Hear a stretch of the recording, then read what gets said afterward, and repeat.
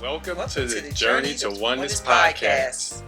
Welcome back, everyone. Welcome back. Hope everyone had a great time, great week. Yes. Yes. Hope it was blessed. Yes. So today's topic is going to be, are you taking your wedding vows seriously? Mm-hmm. Are we taking our wedding vows seriously? I am too. So we hope that you are as well.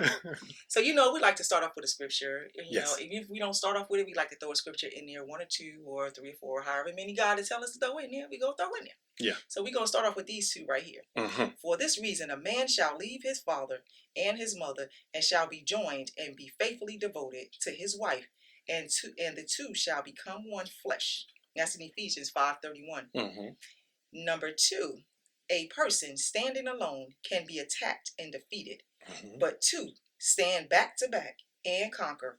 3 are even better, for a triple braided cord is not easily broken. And that was from Ecclesiastes 4:12. Yeah, that's one of my favorite verses. We actually Right. had that in when we did our vows over for the second time. Yes, for the second time in 10 years. We renewed our vows at 10 years. In 10 years, yes. And the weird part of us renewing our vows, we had no clue really what we were into when we got married. We didn't.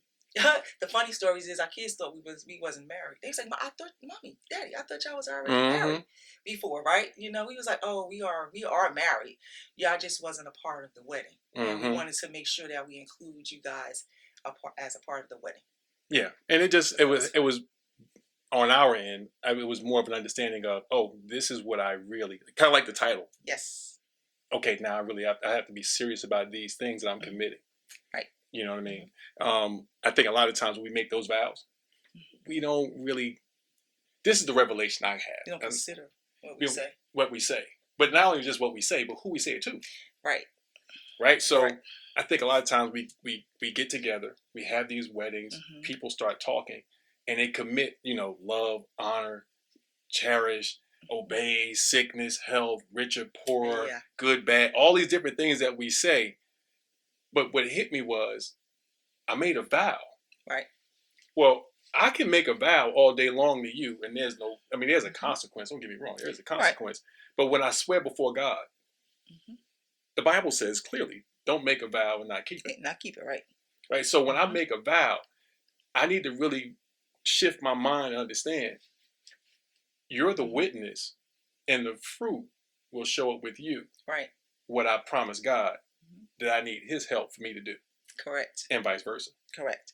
Versus how we do it nowadays. I just get there, spit out a whole bunch of words, and and then I don't keep my word. Because we actually have people that, it get tough, they run out. They run. Or they do different things they ain't supposed to be doing. Right.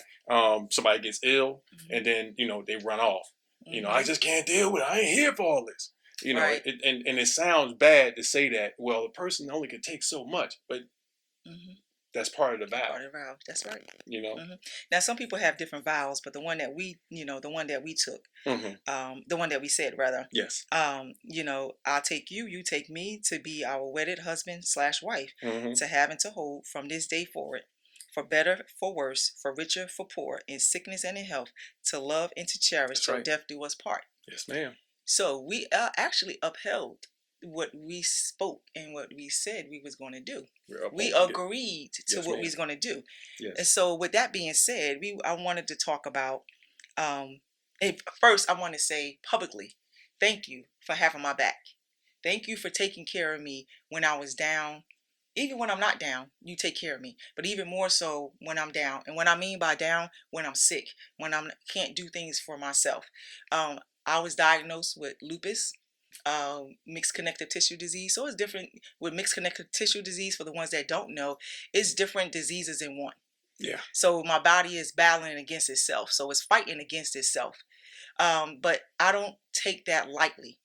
I know that I'm healed. I'm walking into my healing. Amen. Until God take away the signs, the symptoms.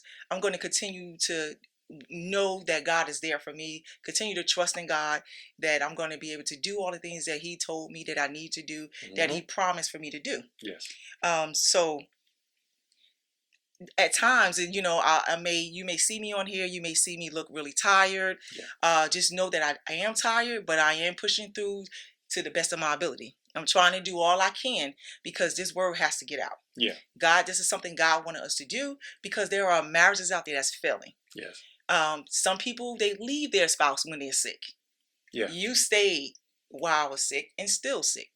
At times it don't look like I'm sick, and a lot of times it don't look like I'm sick. The only time it looks like I'm really down and out is when I just can't go anymore.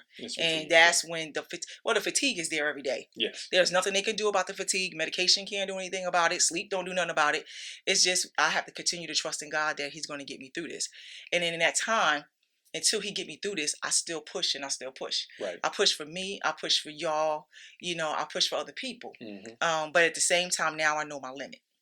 Thank God. So yeah, it's hard. So what I wanted to say to a lot of you, to you guys out there, is if your spouse is sick, by all means, please don't leave them.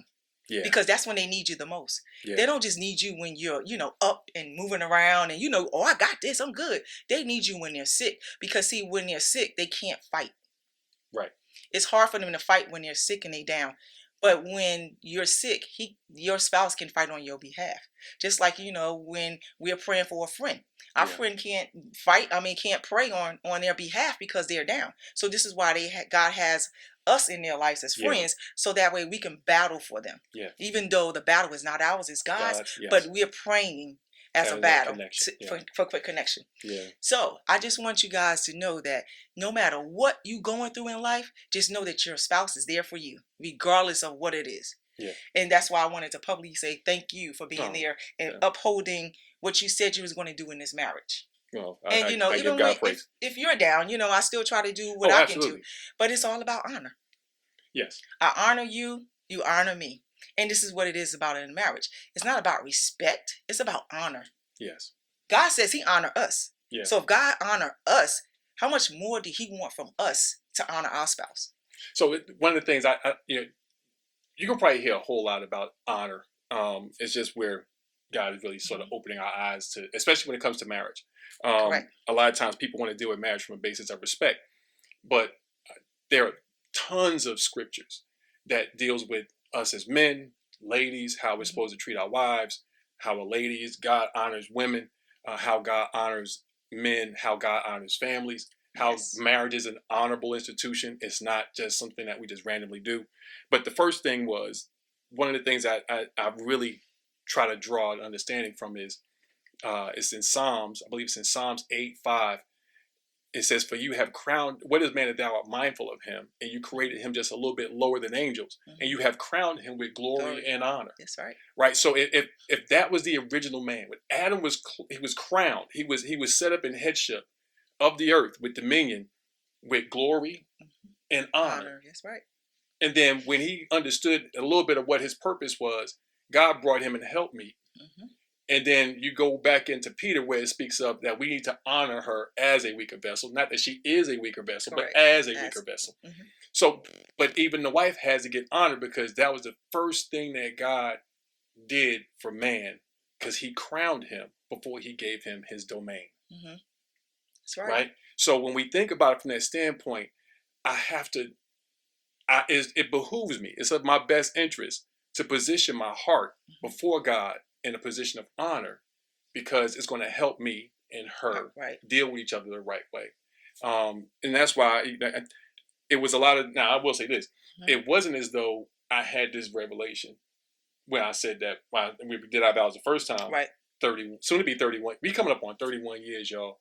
On the 26th of this month in July. Oh, you got it right. Of course. Even though we have two, well, that's the 28th. Yes. The 28th is the 20 year. I like gifts. Yeah, you're not, man, y'all just know. Anyway, but at the end of the day, it was, I just didn't have it. I didn't understand. You know what I mean? I think people have heard it. If you haven't heard it before, we love our parents. We respect them. We honor them. We appreciate them. We value them. They mean everything to us. But at the same time, we didn't have those role models. We didn't have those examples. I have an uncle. Aunt. Yeah, we have an aunt and an uncle that that we kind of look to. But to say, it's in your blood because you've seen it role model. Yes. A lot of times we didn't we didn't have that as an option. No, The thing, at least for me, I can't speak for you, no. but the This role my models mom. I had role models of my mom getting tossed across the room. I had Mhm. role models of my mom fighting dudes. Mhm. I had role models of my mom just being alone and not having someone that loved her properly until she got older, and then she was so used to being in combat till Mhm. she was combative with the I call him Pop, we call him Pop, Mhm. combative with her husband up until she took her last breath. Right. You know what I mean? Yep. It was just because that's how she had become conditioned. My grandmother, grandfather, they separated before I was even born. You know, so Mhm. it on both sides, it was crazy. Yeah. So marriage at 31 for us was It's big, especially where we came from. You know, yes, our background, where we came from, the area that we lived in, being that we only lived like 5 minutes away from each other. yes, The area that we lived in was, we're right now, out of all the ones that we actually grew up with, we're yeah. the Man, highest. We want to say the highest we got because, the most time in. we have the most time. And we have one that's right up under me, which is, I know we don't drop names, but that my god And sister. congratulations, Yes, congratulations. yeah, she's like right Keep it behind going, us, keep it but she's going. not at 31, but she close. Yes, So if you just go back to the background and you see where we came from, you know, you will see why we're excited about, doing this podcast, and saying the things that we're saying that God allowing us yes, to say. yes. So and here's the thing. So the beautiful thing about a vow, the vow is between you and God. I kind of Hmm. went through that kind of quick. Yeah, you So did. when she made her vow, she said, "Okay, God, this is what my heart's desire is. I want to do all of these things, and I need your help, your grace, your strength, your guidance, so that way this person receives what my heart desires to give them." Right. And then, same thing, husband towards Hmm. his wife. So when I get stuck, my responsibility is not to look at my wife to say, "How come you're not doing your part?" Because her promise was I was going to be the fruit of it. She was told, "You're going to be the Fruit. fruit Hmm. of my promise." Right. But my promise or my vow, my oath, it was to God. My wife Hmm. can't strengthen me No. to love her. She can't strengthen me to honor her. She can't strengthen me to cherish her. It's, that's not her responsibility. That's Right. putting so much weight on the other person to make you a better spouse so you could be the spouse they need. Which is, think about that for a second. Hmm. Let But I the, can't do things either that's going to make you not honor me. that's true because those You are my know, choices, right. Right. I right? can't put myself in that position so that way you won't dishonor me. So we have to think about, it's not only just you, but we have to think about it ourselves, Yeah. and So the things that we're doing. one of the things that I love this particular analogy. It's one of the ones that was given to me. It was grace to me. I say it that way. I say given. It was grace to me to share. Um, when we live on honor, we, Hmm. we, we focus our marriage based upon doing things in an honorable way. Yep. Um, when I see you battling for respect because Hmm. you don't feel valued, that's normally means that we got out of our seat. Yes. So if I was to stand up right now, I would be out of the view. I would be Hmm. out of position. And Hmm. so I would want to demand that the camera be turned to give me the respect that's due and Yeah. then turn the microphone so I can get the respect that's due so my position can be seen and heard, Hmm. Correct. right? But when I'm in the right place with the right posture in front of the right Hmm. instruments with my heart right, Hmm. everything works better That's right. It because I'm in does. my seat, right? So marriage is an institution based on honor. Hmm. But when I base it upon respect, I have to fight for it. Right. You should never have to fight. You should never fight your spouse for Hmm. respect. Uh-uh. If your spouse is fighting you for respect, it's a really quick indicator. You got to go back to honor. Right. You cannot come out of that position of honor. Just let the fight go at the moment. Well, first of all, they should have never got married if they didn't have respect for one another. Well, a lot of times we do things in ignorance. Well, that's true. And That's true. that's why I really appreciate that. Hmm. By the way, y'all, my baby, she came up with this particular subject title, so I'm really Oh excited God. about it. Oh God. Are you taking your wedding vow seriously? Yes. That is I mean, that question. A lot of times, people don't want to answer it because it makes Hmm. you evaluate you. Yes. Accountability. Yeah, They and you're don't holding want to be yourself so accountable. accountable. Yep. Yeah, That's true. Hmm. yeah. So that first verse. For this reason shall a man leave his mother and his father, Right. and shall be joined and be faithfully devoted to his wife, and the two shall become one flesh. That's Ephesians 5:31. in an amplified version, right? Correct. So, oh yeah, nope, I'm good. Okay. Go ahead. So one of the things I think is important, and one of the things I really appreciate about my wife is, we take turns pulling each other up when we see each other slipping. Yes. Right. If she realizes that I'm slipping, because at the moment I'm not perfect. None of I'm us are. working. I'm maturing in this thing. I'm praying that God give me the grace and the understanding, and to be able to execute at that level every day. However, I still stumble. That's right. We all do. Right. We all stumble. Yes. So we need to have the understanding that when she gives me grace, it's not something that I deserve. It's something that she's giving me, and I can't just rest there. I can't just be angry. Well, she mad. She understand. She shouldn't have to understand. That's right. I shouldn't have to understand. At some point, I need to look back and say, God, I made you a promise. My promise was not based on my feelings. That's right. You're right. You're right. I have yet to see somebody, and it's probably happened.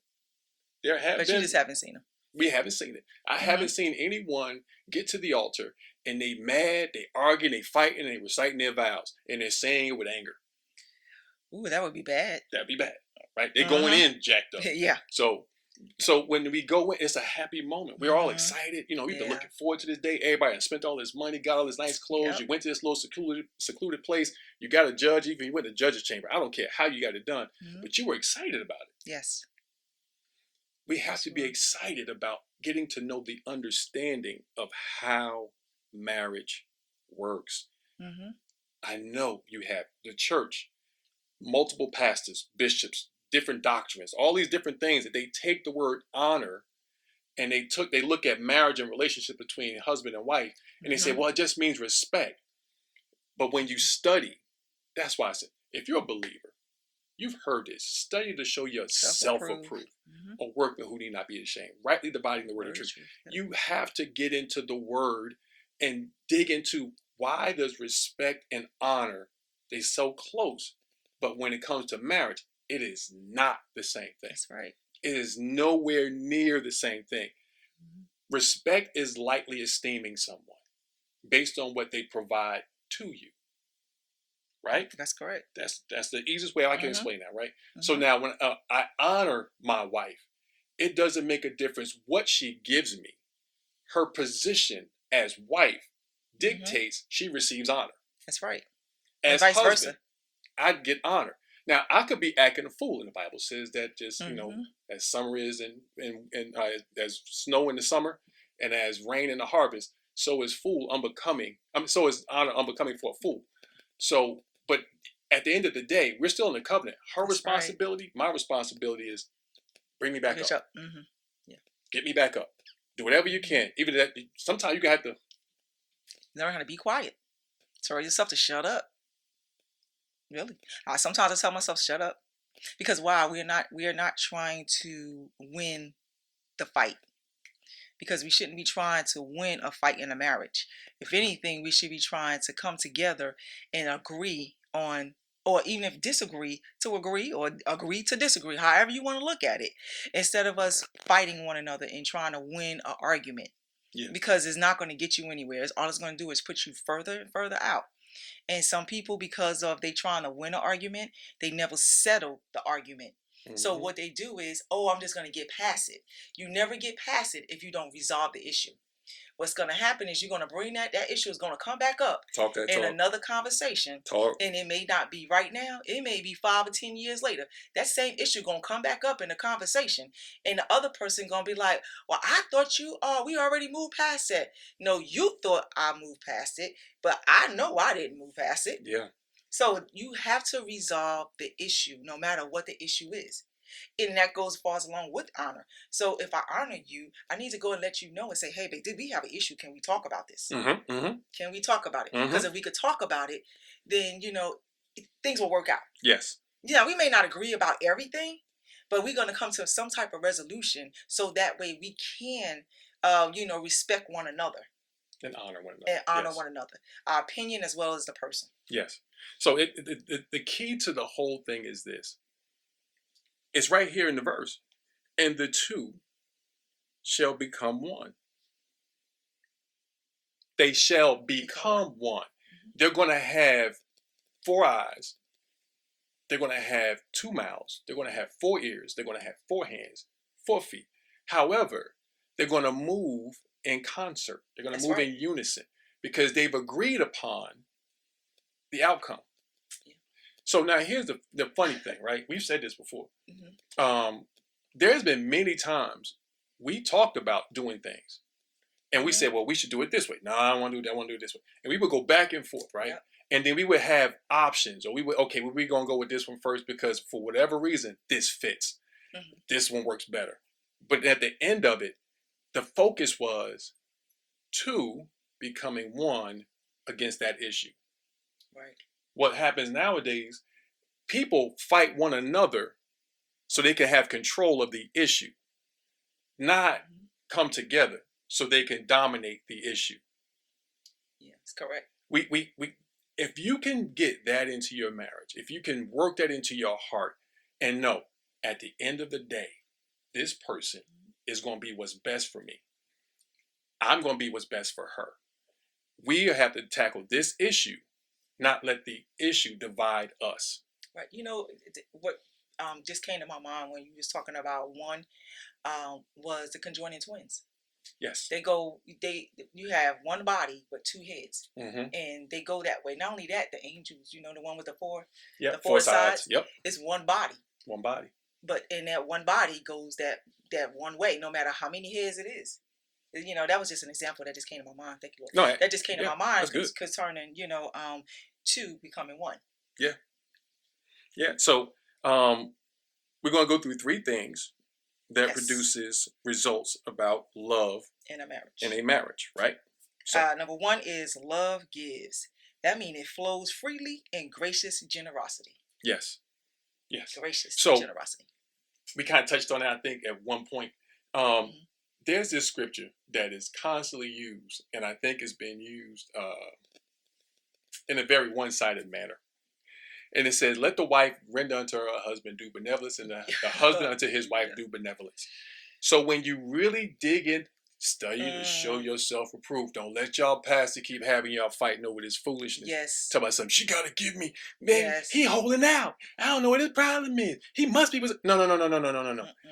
What the Bible is speaking of, when Paul wrote that, and you dig into the Hebrew of that, he's speaking of generosity, kindness, and the quality of those 2 things. Right.